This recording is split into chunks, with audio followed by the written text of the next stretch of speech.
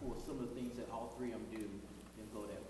Yeah, we definitely came in and we gave everybody assignments, but I watch all teams. But we did give certain coaches in our conference tournament, UCF, some Wichita, some Tulane, some, we just mixed it all the way up. And obviously we had just played a couple of those teams recently, and it was the third time around. So it was easy to know who was who. It'll definitely be different for the NCAA tournament.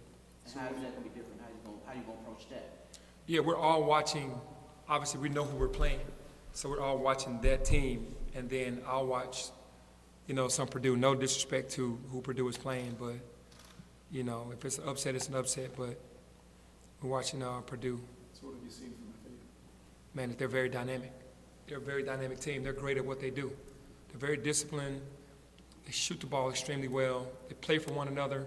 Ball movement. They do a really, really good job. And how comfortable are you with the way you all guarded the three? Because it obviously will be important. Yeah, I think the last 8 games we've held teams to like 28%.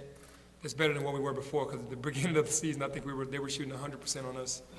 It just felt like that. Everything was going in. Every mistake that we made, it seemed like a team made the bucket from behind the line on us.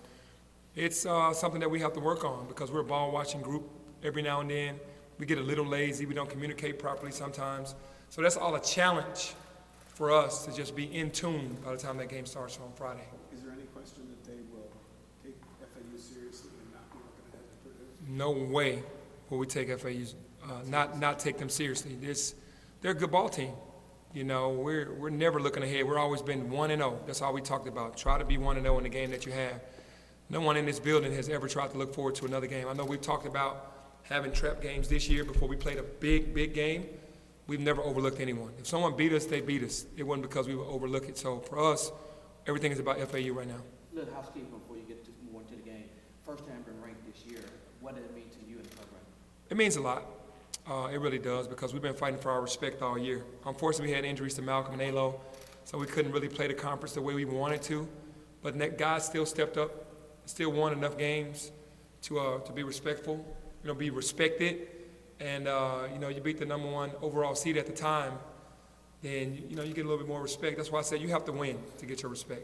You guys have talked about all season kind of a lack of respect in a way, like with the rankings and even with just the national narrative about your program. Coming off the conference tournament win, now being ranked, how do you keep the team focused on continuing to be the hunter instead of the hunted, if you will?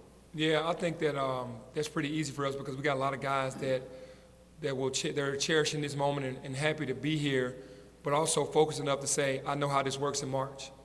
And there are a lot of upsets in March, and just because you get picked favorite don't mean that you go in there and just think the other team is going to lay down. It's just one of those situations. But for us, I've kind of learned how this thing works. Just going on ESPN this morning and talking to Keyshawn and Jay Will, he read something that was said publicly by a writer about what have we done besides an NIT and one NCAA bid.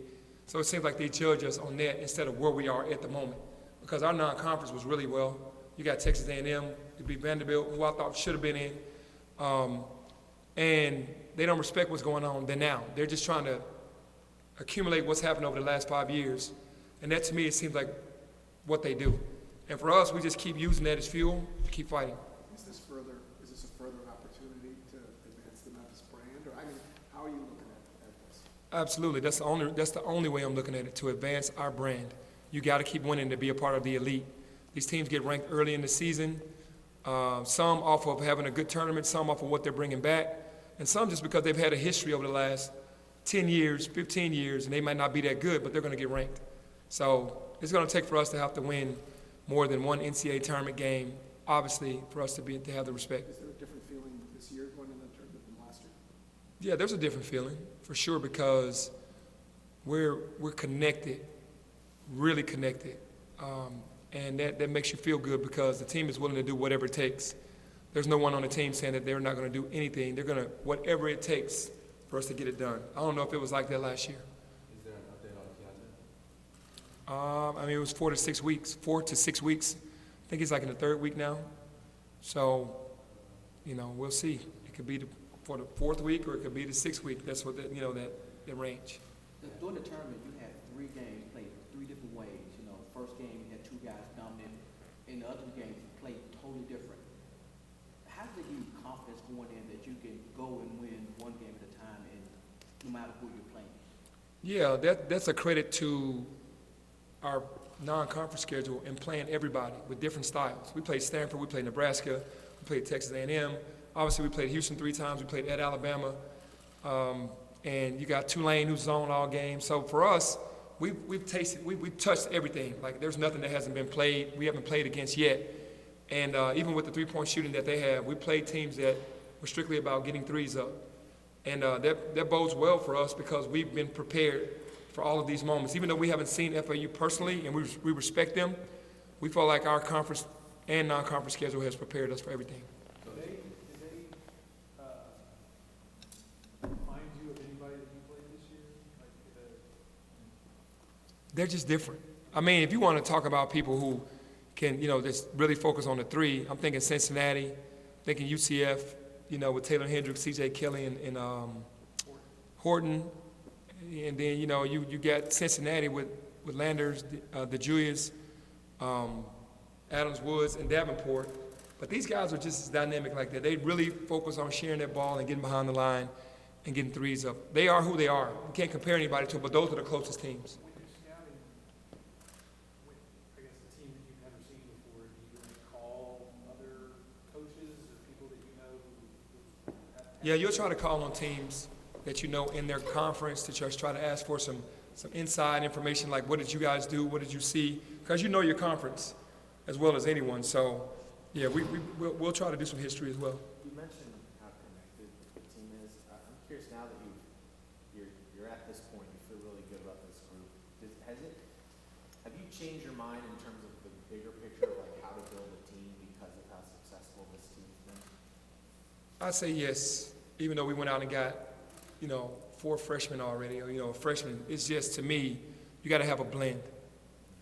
I went with trying to get the best class available to now just being strategic on how we pick. And it's more on a personal level than it is a basketball level. That's about equal for me. You got to be okay with other guys having good days, and that doesn't just destroy your whole day. You got to be okay with sharing the basketball and sacrificing, along with your talent. And that's basically what we're looking for. How much did the second round loss last year fuel you to make an even deeper run this year? Well, it fueled me because I got a taste of what it was again. To understand how that was the #1 overall seed that we had down at halftime, and we just didn't close the deal. And I understood totally who they were and what they did. And it's like, man, if we could just get to this level with everyone being connected, everyone being professional, everyone being for one another, then anything is possible. I think St. Peter showed that. I mentioned that earlier. St. Peter showed that last year. What's this ride been like for you and Jay, just to experience all this together? It's been great because we're experiencing a lot of winning, which is always awesome.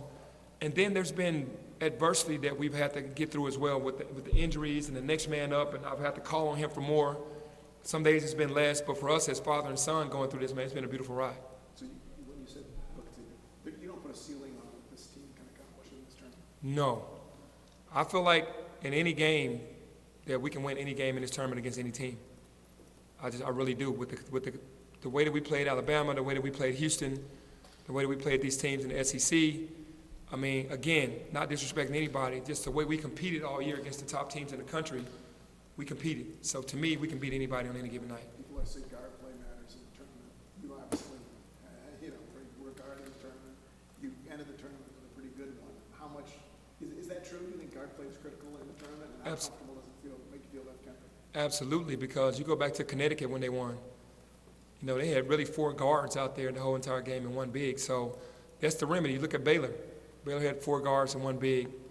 It's just your guards are what drive you. Kansas last year, they had all guards pretty much, spread the floor. So your guards are everything. Not that the bigs can't dominate, but it's always guard-led pretty much. And to have Kendrick, that says a lot, because he's ready for the moment.